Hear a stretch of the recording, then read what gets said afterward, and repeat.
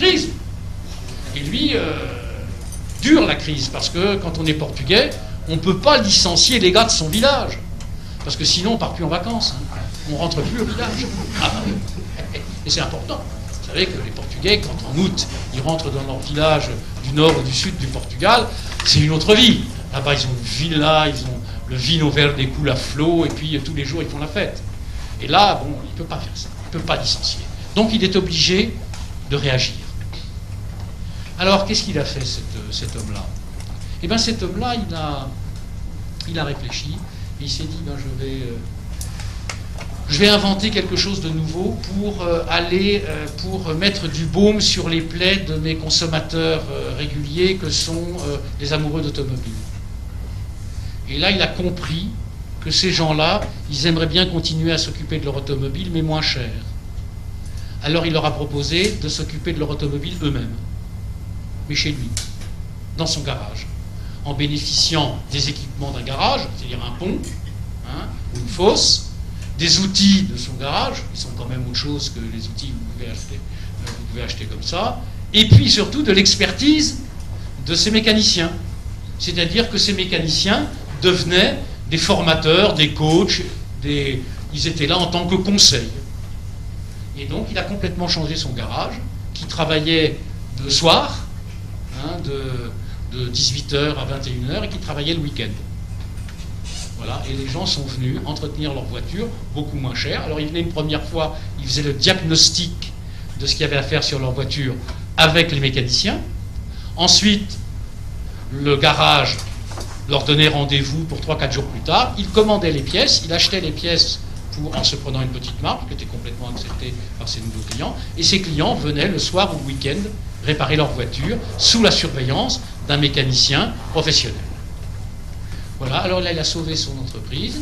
Ça a même été beaucoup plus loin parce que son garage est devenu plus petit, trop petit.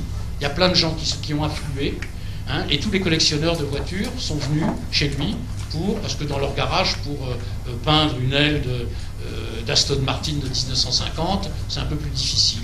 Et là, il venait dans sa cabine de peinture. Et il a été obligé de vendre son garage, d'en racheter un autre beaucoup plus grand. Crise? Oui, crise. Mais bon, réaction. C'est comme une plante devant la sécheresse, c'est comme une plante devant le gel, c'est comme une plante devant l'attaque d'un insecte. Hein? Donc, réaction. Réaction et création de valeur avec des nouvelles idées.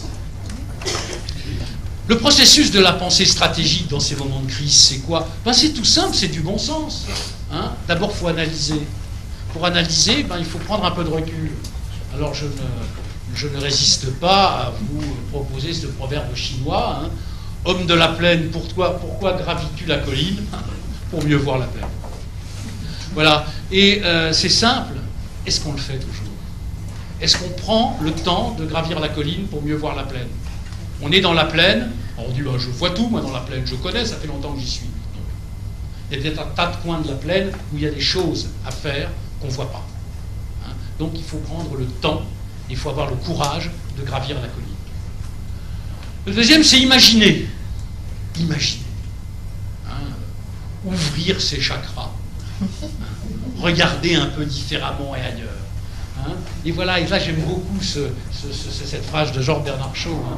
Nous voyons des choses et nous nous étonnons, pardon, il manque, et nous nous étonnons de leur existence. Moi je rêve de choses qui n'ont jamais existé et j'essaye de savoir pourquoi. C'est ça, imaginer. C'est voir des choses qui n'ont jamais existé et essayer de donner une rationalité à tout ça. C'est ce qui va certainement faire un business. C'est ce qu'a fait Steve Jobs quand il est rentré dans la téléphonie. Hein, parce que la téléphonie de Steve Jobs, c'était pas de faire un téléphone, c'était des applications, c'était le cloud, qui n'existait pas. Ensuite, c'est décider. Décider, c'est vouloir d'abord. Décider, c'est vouloir. Il y a un acte de foi là. Et puis derrière, décider, c'est abandonner. Hein, décider, c'est abandonner. Décider, comme disait mon éminente collègue, hein, c'est renoncer, ce qui est à mon avis mieux que abandonner. Voilà. Et puis derrière ça, il faut faire. Et là, il y a une phrase que mes camarades de la promo précédente m'ont souvent entendu prononcer et qui pour moi est très importante. Hein. Tu ne dois pas prédire l'avenir, contente-toi de le rendre possible. Et pour un entrepreneur, c'est important, hein, rendre possible l'avenir. Hein, c'est-à-dire faire en sorte qu'on entraîne toute l'entreprise, hein, vers cette nécessité que l'on a d'évoluer.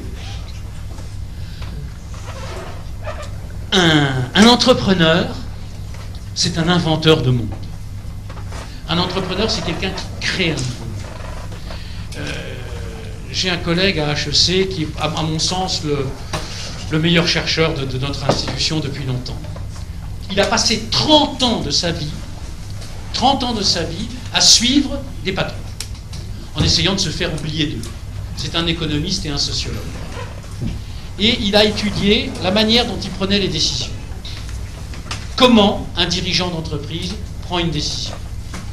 Eh bien, il s'est rendu compte, à l'évidence, que la décision que prenaient les entrepreneurs n'avait rien de rationnel. C'est complètement irrationnel. Alors, il m'explique ça un jour, et moi, j'avais tendance à penser un peu la même chose, mais j'avais pas du tout eu la même démarche scientifique qu'il avait eue, etc. Et j'ai eu une révélation, c'est vrai, et quand je reviens en arrière, en tant que dirigeant d'entreprise, et même d'ailleurs en tant que père de famille, en tant que mari, en tant que fiancé, etc., j'ai pris des décisions qui n'étaient pas tout à fait rationnelles. Voilà, et en fait, ces décisions-là sont importantes. Vous savez, chez nous, partout, hein, on a notre impossible en nous. On a un noyau dur de trucs qui sont impossibles et qui sont généralement vrais. Hein. Bon, c'est vrai qu'une glaciation à Fort-de-France, à mon avis, c'est impossible dans les 50 ans à venir. Hein, je pense que ce n'est pas une révélation pour vous. Et puis on a tous nos possibles. Nos possibles, c'est les choses que l'on vit tous les jours et qui pour nous sont impossibles. Et entre les deux, on a une couche. C'est les non possibles. Et les non possibles, c'est des choses qu'on s'est construites. Alors parfois par nos parents, qui nous ont dit ça ne se fait pas, par notre éducation, hein, la fac, les écoles, etc. On dit non, ça c'est pas comme ça, par notre entourage, etc. Et on a là une couche qui sont des non possibles. Et en fait, les entrepreneurs, ce sont des gens qui sont en permanence à la conquête de ce non possible. Mais dans tous les groupes sociaux, c'est comme ça. Et un dirigeant, c'est quelqu'un qui, par son observation, par la manière dont il perçoit le monde, enrichit quelque chose qui est très profond en lui. Un espèce de magma. Et puis de temps en temps, il y a une éruption. Le matin, il se lève et en se rasant, il dit « c'est ça qu'il faut que je fasse ». Et là, il a pris une décision. Elle n'a rien de rationnel. C'est une décision qui est forte parce que c'est un entrepreneur, il a fait plein de trucs. Le problème, c'est maintenant de prendre la décision, c'est pas difficile. Hein. Maintenant, c'est de la mettre en œuvre. Parce que l'entrepreneur, et je le disais tout à l'heure là-haut dans la salle du conseil avec la nouvelle promo, l'entrepreneur, il doit se soumettre à un principe de réalité. Dans l'entreprise, ils sont plus nombreux que nous. Et puis, ils ont une tendance absolument incroyable à ne pas faire ce qu'on leur demande de faire. Pas faire exactement ce qu'on leur demande de faire. Et donc, il va falloir entraîner le reste du corps social de l'entreprise, les clients aussi, les fournisseurs, les banquiers. Il va falloir leur expliquer tout ça. Et là, il va falloir rationaliser le discours. Hein, donc, un entrepreneur, c'est quelqu'un qui est un créateur de monde. Mais derrière, il va devoir... Hein, comme par exemple, hein, il a une idée le matin, etc. Donc ça, c'est une aube. Pouf, il a une idée. Et derrière, il va devoir en faire quelque chose. Hein, et comme un écrivain, comme un musicien, il va devoir écrire une pièce de théâtre. Il va devoir écrire une comédie musicale. Il va devoir écrire quelque chose avec, généralement, son comité de direction pour que l'ensemble de l'entreprise ait un plaisir à le jouer et que l'ensemble des parties prenantes aient un plaisir à l'écouter. Hein, comme Leonard Bernstein, hein, il va écrire West Side Story, hein, et puis ensuite vous allez avoir un orchestre symphonique qui va le jouer, et puis un corps de ballet qui va le danser, et des chanteurs qui vont le chanter, et qui vont avoir plaisir à le faire.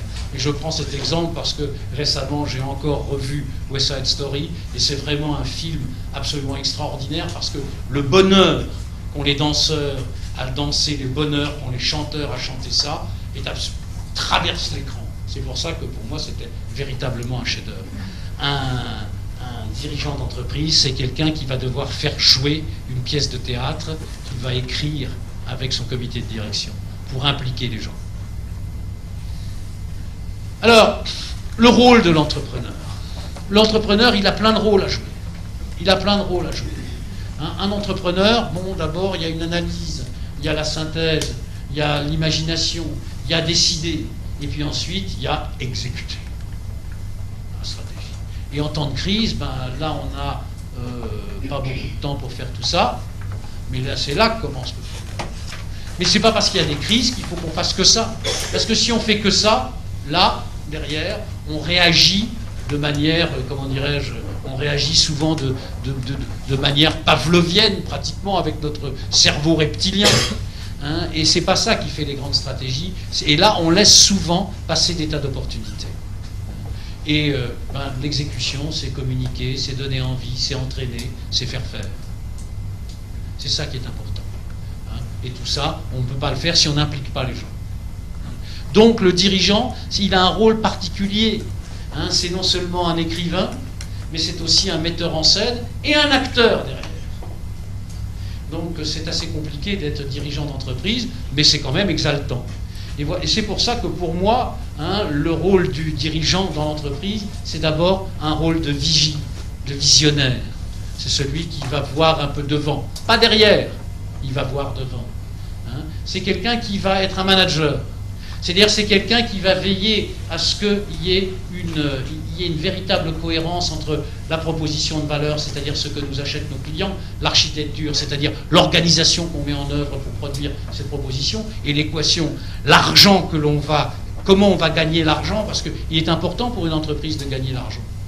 Hein, je disais tout à l'heure, comme je l'avais dit l'année dernière, une entreprise, c'est pas fait pour gagner de l'argent. Hein, mais l'entreprise doit gagner. Parce que si elle ne gagne pas d'argent, elle ne survit pas, et puis si jamais elle pouvait survivre, elle ne va pas se développer. Donc elle doit gagner de l'argent. Et là, ici, c'est la manière dont on gagne de l'argent. Donc lui, le manager, il va voir si tout ça, ici, est cohérent. Ensuite, il doit être le responsable, c'est-à-dire celui qui va sécuriser le sens de l'entreprise. Lui donne le sens, lui veille à la cohérence du sens, lui, ici, il va assurer le sens. Le responsable, c'est celui qui va dire à ses collaborateurs, vous avez le droit à l'erreur. Pas trop souvent. Vous avez le droit à l'erreur, mais faites attention, si vous êtes vraiment dans une situation difficile, dites-le moi. Je vais vous aider à vous en sortir. Le gestionnaire, bien entendu, c'est celui qui a tous les tableaux de bord. Hein, c'est celui qui va piloter ça avec tous les voyants. Et puis ici, il a un autre rôle, c'est le mandataire. C'est-à-dire celui qui va représenter, incarner l'entreprise. Et puis finalement, le sixième rôle, c'est le coach. C'est celui qui va aider tous les membres du corps social de l'entreprise à avoir une relation apaisée avec l'entreprise. Ben ça, finalement, c'est très très important en période de crise. En période de crise, vous avez ici une obligation en tant que dirigeant d'entreprise à jouer ses rôles. Hein, à dire, oui, bon, ben, on va s'en sortir, hein, la résilience de l'entreprise. Et une entreprise vraiment résiliente, c'est une entreprise qui a un projet fort. Hein, donc vous avez l'obligation d'avoir ce projet. Ensuite, vous avez l'obligation de jouer aussi tous les autres rôles. C'est pas simple, mais c'est quand même une très très belle responsabilité. Dans la crise, hein, ça c'est Oscar Wilde qui dit ça, dans la crise, le plus difficile pour un honnête homme, c'est pas de faire son devoir, mais de le connaître. Hein, et je trouve que cette pensée d'Oscar Wilde est extrêmement profonde, hein, pour l'entreprise. Hein, faut pas dire, voilà, je vais faire mon devoir. Non. Qu'est-ce que tu vas faire dans la période de crise est beaucoup plus important. Et on ne prend pas assez de temps pour ça, parce qu'on est terrorisé par la crise. Hein, la crise, c'est en chinois, hein, l'idéogramme qui décrit la crise, c'est le même idéogramme que celui qui décrit l'opportunité. Donc la crise, c'est un changement, et c'est un changement qui ouvre des horizons. Alors c'est vrai que ça fait mal, hein. C'est vrai que ça fait mal, mais ça ouvre des horizons. Et il faut, bien entendu, regarder ce qui se passe derrière. Ça, c'est la prière de Marc Aurèle, vous la connaissez. Ayons la sérénité d'accepter ce que nous ne pouvons pas changer, ayons le courage de changer ce que nous pouvons, et en période de crise, devons changer. Mais le problème, c'est qu'on ne prend pas assez le temps d'y réfléchir, donc on ne sait pas vraiment ce qu'on doit changer. Hein, et là, généralement, on change, on tape dans le personnel, on tape dans les moyens, etc. Alors que peut-être on devrait regarder sur la proposition de valeur. Alors on peut prendre des mesures de sauvegarde, hein, mais fondamentalement, c'est pas de survivre à la crise est important, mais pourquoi survivre à la crise serait aussi important? Ce qui est surtout important, c'est ce qu'on va faire après. Hein, et c'est à ce moment-là qu'il faut véritablement y réfléchir. C'est pour ça qu'il faut bien avoir la sagesse de faire la différence entre les deux. Et moi je dis, comme c'est un grand homme, Martin Luther King, hein, qui disait, si tu crois en tes rêves, ils vont peut-être se réaliser. Si tu crois en toi, ils se réaliseront beaucoup plus sûrement. Et le problème que l'on a en utilisant le mot de crise il est très connoté. Hein, il est très connoté, et souvent j'ai peur que le mot de crise nous affranchisse, hein, d'avoir à faire cette réflexion fondamentale sur l'avenir de notre entreprise. Hein, et parfois, j'emploie ce mot un peu caricatural, mais il ne faut pas que dans une crise, dans l'entreprise se développe la culture punk, hein, la culture no future. Ah bon, c'est foutu. Oh, fini. Là, on va se rendre dans son fou. Donc, un entrepreneur, c'est pas quelqu'un qui plie, hein, devant la fatalité. Hein, c'est quelqu'un qui doit se redresser. Et regardez, par exemple, ce qui se passe dans des entreprises. Là, je racontais déjà cet après-midi. Excusez-moi si je répète un peu, mais dans les entreprises allemandes, l'économie allemande, elle est très fondée sur des entreprises de taille intermédiaire. Et la caractéristique d'une entreprise de taille intermédiaire, c'est pas d'être de taille intermédiaire. Une entreprise de taille intermédiaire, c'est une entreprise dont les patrons ont véritablement en main le destin, parce qu'elles sont indépendantes. Elles dépendent peu des banques, etc. C'est des capitaux qui sont généralement des capitaux familiaux, en tout cas des capitaux stables. Hein. Et ces entreprises-là, elles n'ont de compte à rendre qu'à leurs clients et à toutes les autres parties prenantes, au premier rang desquelles leurs salariés, leurs fournisseurs. Parce que les fournisseurs sont des gens très importants aussi. Hein. Et ces entreprises-là, en période de crise, eh bien, elles ont une capacité de résilience énorme. Pourquoi ? Parce qu'ils sont capables de faire comprendre la crise. Et ils sont capables de partager le risque. Hein, et on a vu beaucoup en Allemagne des entreprises affronter la crise en diminuant les heures travaillées. Alors c'est vrai qu'ils ont des dispositions sociales qui sont plus faciles à faire en Allemagne qu'en France.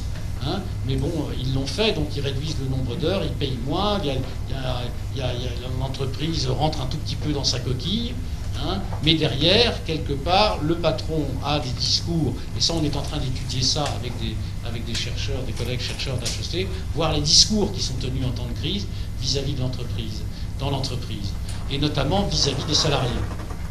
Et en Allemagne, par la loi, hein, il y a une co-gestion des entreprises, parce que dans une entreprise, on ne peut pas prendre de décisions importantes sans que les salariés soient d'accord. C'est dans la loi. Hein, c'est-à-dire que dans les comités d'entreprise, dans les conseils d'administration, les salariés ont une voix. On voit au chapitre. C'est dans la loi. Hein, et le résultat de tout ça, c'est pas que les salariés prennent le pouvoir. Le résultat de tout ça, c'est que dans des périodes, d'ailleurs, où on traverse un creux, hein, eh bien, les salariés ont une voix au chapitre et généralement vont dans le sens de la survie de l'entreprise, hein, en faisant des sacrifices, comme d'ailleurs les actionnaires, comme d'ailleurs un peu tout le monde. Mais quand l'activité repart, les salariés réclament leur dû, hein, réclament la compensation, etc., qui généralement leur est donnée. Ce qui fait qu'il y a beaucoup d'entreprises qui sont beaucoup plus résilientes en Allemagne qu'en France. Hein. Voilà. Et tout ça, c'est parce que c'est quand on croit en soi qu'on peut faire ces choses-là. C'est pour ça que moi, je n'accepte absolument pas le terme de crise. je pense que c'est une grande mutation qu'on vit. Et vous particulièrement, je pense que vous allez vivre des grandes mutations. Alors là, les propos que je tiens sont pour l'instant pas fondés, mais c'est des sensations que j'ai. L'économie des Antilles françaises était quand même très très dirigée vers Le Havre, Rouen, Paris, Romorantin et Vesoul. C'est-à-dire métropolo-centré. Quand on regarde les Antilles, c'est quand même assez loin de la métropole. Et beaucoup plus proche de tas de marchés qui sont les États-Unis, le Mexique, l'Amérique centrale, l'Amérique du Sud, etc. Et donc, moi, je pense que vous allez vivre une mutation. Alors, ça prendra 50 ans, j'en sais rien, mais qu'il y aura de toute évidence un changement d'économie et que je pense que c'est inscrit. On va voir, je ne veux pas vous le démontrer, mais je le sens parce que l'évolution va se faire de cette manière-là. Et d'ailleurs, c'est drôle parce que quand on fait une formation qui est un peu identique en Guadeloupe, et dans la promo, on a eu des gens qui sont en train de créer des entreprises. Notamment, il y a un projet très intéressant sur l'optimisation du fret maritime des Caraïbes. Et puis les gens se disent, là on a un système qui est un système par net, etc. Enfin un truc très très bien monté. Et finalement ils se disent, ce truc-là c'est pour toute l'Amérique centrale. Et c'est-à-dire que le trafic, alors c'est un système qui marche très très bien, qui est en phase de lancement, et qui pourra s'étendre de manière très très simple à tout le trafic de la Grande Caraïbe, voire avec le Mexique, le Honduras, Belize, Panama, etc. Que je crois être un marché très très intéressant. Dans la promo de l'année dernière, il y avait des gens qui avaient des projets qui étaient pas très franco métropolo centrés. Donc pour moi, il y a vraiment des signaux faibles qui sont là et qui vont changer, et qui vont, à mon sens, changer beaucoup de choses. Voilà. Et donc, dans cette crise qui est due à beaucoup de choses, l'État français, vous le savez, c'est un État qui est en faillite, donc il n'y a plus d'argent, donc ça ne va plus pouvoir mettre de l'argent partout, tout le temps, etc. C'est fini. Donc là, le soutien à l'économie va être extrêmement compté. Et bon, à partir de ce moment-là, il va falloir faire nous-mêmes, compter sur soi-même. Voilà. Et c'est pour ça que j'insiste beaucoup. Si tu crois en toi, tes rêves ont des grandes chances de se réaliser. Voilà. Et je terminerai sur cette phrase, il ne faut jamais gâcher une bonne crise. Parce que la bonne crise, c'est ce qui vous met au pied du mur. C'est ce qui vous met au pied du mur, et c'est ce qui permet souvent de rebondir. Et là, moi, je vous parle en tant qu'entrepreneur. Quand j'ai dirigé certaines entreprises, j'ai là un témoin qui peut le dire, on a traversé des crises qui sont quand même importantes, où on était vraiment très très mal. Bon, et ben ça nous a posé des questions fondamentales, des questions existentielles. Et globalement, quand on se pose des questions existentielles, il faut s'y répondre. Je vous remercie.